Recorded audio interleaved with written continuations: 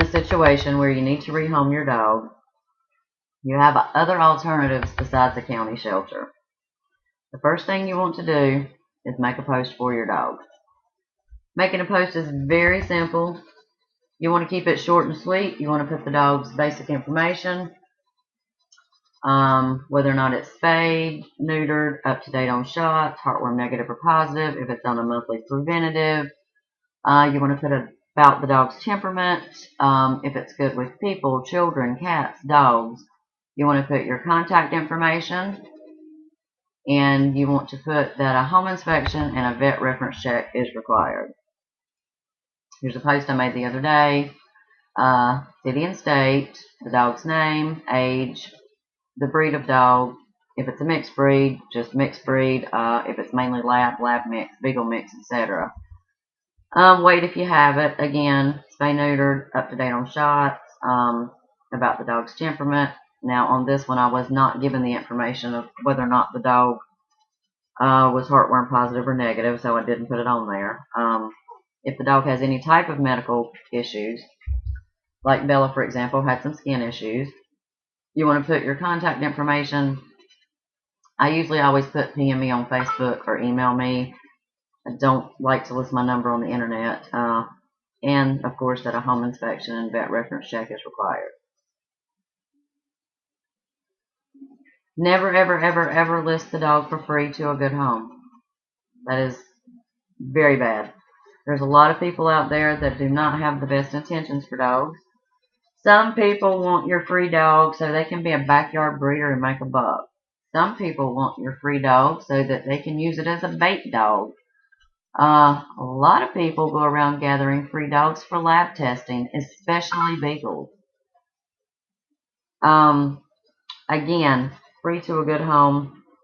The only exceptions to that would be if it's a friend or relative that you know, where you know that your dog's going to live inside and be part of a family. Another good example of why it's not good to give away a dog for free. Your dog could be living like this, or this, or this. And there's another one. And these pictures were taken off the internet, so you know your dog deserves better than that. So basically, you do a home inspection and a vet reference check. You're going to be doing the same on your own for your dog that a reputable no-kill rescue would do. You're going to go to the person's house. You're going to take the dog and do a meet and greet. If these potential adopters have a family, you want to make sure that your dog gets along with their other dogs, with their children, with them. You want to look for signs of chains, tie-outs, dog lots. You want to see where your dog's going to be sleeping, how it's going to be living. A vet reference check, again, very simple. If the potential adopter has other animals, then you're just going to get their vet's phone number and information. You're going to call the vet. You're going to ask the vet if their dogs are spay-neutered, up to date on all shots. Are they heartworm negative or positive? You're finding out what type of pet owner your potential adopters are, and any vet is more than glad to give out this information.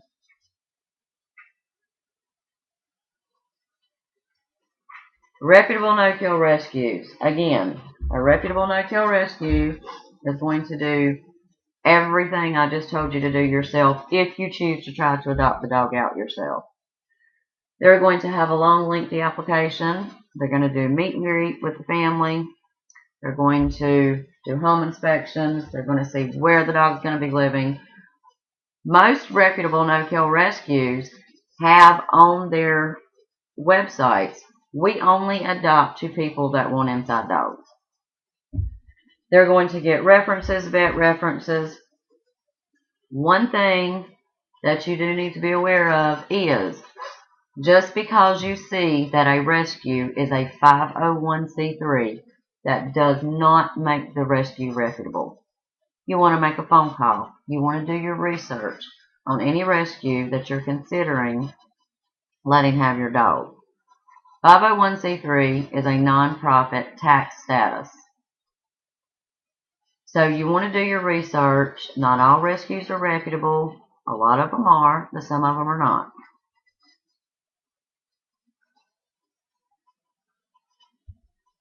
County shelters, they cannot refuse intake. I'm not shelter bashing by any means.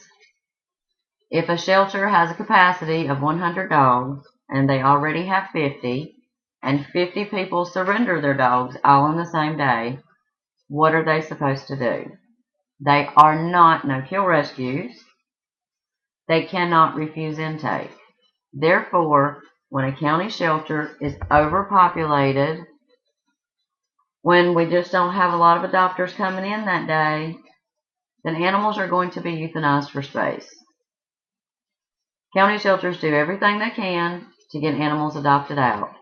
Sometimes it happens, sometimes it doesn't. So you are taking a chance. If you surrender your dog, you are definitely taking a chance that your animal could be put to sleep. The reason I suggest trying to rehome yourself and reaching out to no-kill rescues is this. Does your dog deserve to be in jail because you can no longer care for it?